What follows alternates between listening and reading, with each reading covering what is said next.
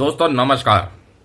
बहुत ही बड़ी चिट्ठी निकाली गई है तमाम उन नॉन गजेटेड एम्प्लॉयज के लिए जो पहले इस दायरे में नहीं आते थे। ये जो फाइनेंशियल बेनिफिट था ये सिर्फ सीलिंग लिमिट ग्रेड पे यानी 4600 जिनकी ग्रेड पे थी वहां तक इसकी लिमिट रखी गई थी। अब इस लिमिट को रिमूव कर दिया गया है और ये सभी नॉन गजेटेड एम्प्लॉयज के लिए लागू कर दिया गया है। अब ये जो फाइनेंशियल बेनिफिट है सभी एम्प्लॉयज को होगा जो नॉन गजेटेड है। दोस्तों चिट्ठी निकाली गई है 4 जनवरी 2024 को और ये चिट्ठी सभी general managers, DGs, CAOPs, all India railway, PU, CTIs को सभी को भेजी गई है। रेल मंत्रालय की तरफ से ये चिट्ठी निकाली गई है जिसका सब्जेक्ट है removal of pay based ceiling for extending benefit under head oblique activity serial number 8 railway staff benefit fund. Railway staff benefit fund में एक बड़ा बदलाव किया गया है सीरियल नंबर 8 में। और ये जो सीरियल नंबर 8 है पहले जिनकी ग्रेड पे 4600 तक थी वहां तक ये इसकी सीलिंग रखी गई थी जिसे अब एक्सटेंड कर दिया गया है सभी नॉन गजेटेड एम्प्लॉयज के लिए। क्या है मैटर, विस्तार से समझिए। दोस्तों चिट्ठी में लिखा है the request received from central, southern, eastern and southern railways for removal of the pay based ceiling limit prescribed under column 2 serial number 8 in the table indicating distribution under rule number 805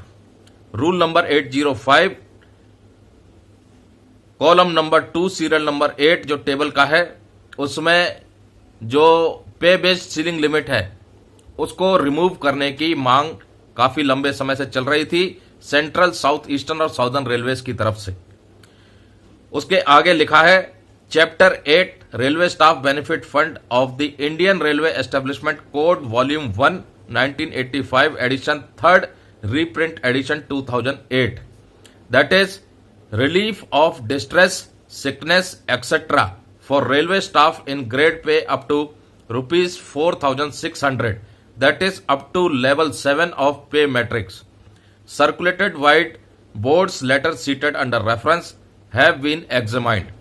It has been decided with the approval of the competent authority to remove the ceiling limit of grade pay up to ₹4600 that is up to level 7 of pay matrix as requested by railways and to extend the benefit to all non-gazetted railway employees irrespective of grade pay / level of pay in the pay matrix. Accordingly, the above referred head / activity is amended as follows. Relief of distress, sickness, etc. for all non-gazetted railway employees. दोस्तों ये term बदल दिया गया है। पहले ये term था relief of distress, sickness etcetera for railway staff in grade pay up to 4600। अब इसकी जगह हो गया है relief of distress, sickness etcetera for all non gazetted railway employees.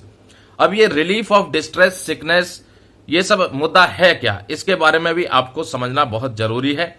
दोस्तों रेलवे की तरफ से railway staff benefit fund allot किया जाता है अलग अलग कैटेगरीज में और अलग अलग मुद्दों के लिए, और जिसकी हम चर्चा कर रहे हैं जो अभी ये बदलाव हुआ है वो है relief of distress and sickness for all non gazetted employees. पहले ये ग्रेड पे 4600 तक सीलिंग थी इसकी जिसे अब हटा दिया गया है और अब ये ऑल नॉन गजेटेड एम्प्लॉयज के लिए कर दिया गया है। इस रिलीफ ऑफ डिस्ट्रेस सिकनेस का जो मकसद है वो क्या है, to grant higher amount of relief to railway servants in need of such an immediate financial assistance to railway servants in accidents and for railway servants who are long sick and hospitalised for a long period and are on leave without pay. No leave is in his credit.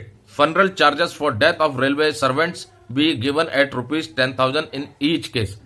दोस्तों इसका मकसद है कि ज्यादा से ज्यादा relief provide करना किसको, रेलवे सर्वेंट को, जब उसे बहुत ही जल्द, बहुत ही जरूरी है फाइनेंशियल असिस्टेंट, या तो उसकी एक्सीडेंट हो गया हो या वो बहुत दिनों से बीमार पड़ा हो, हॉस्पिटलाइज्ड हो और वो छुट्टी पर हो विदाउट पे, मतलब बिना पेमेंट के छुट्टी पर हो और जिसके खाते में कोई छुट्टी बची नहीं हो, और जो फनरल चार्जेस दिया जाता है गवर्नमेंट रेलवे के गवर्नमेंट सर्वेंट्स की डेथ होने के बाद, उसकी जो लिमिट है वो है 10,000 रुपए।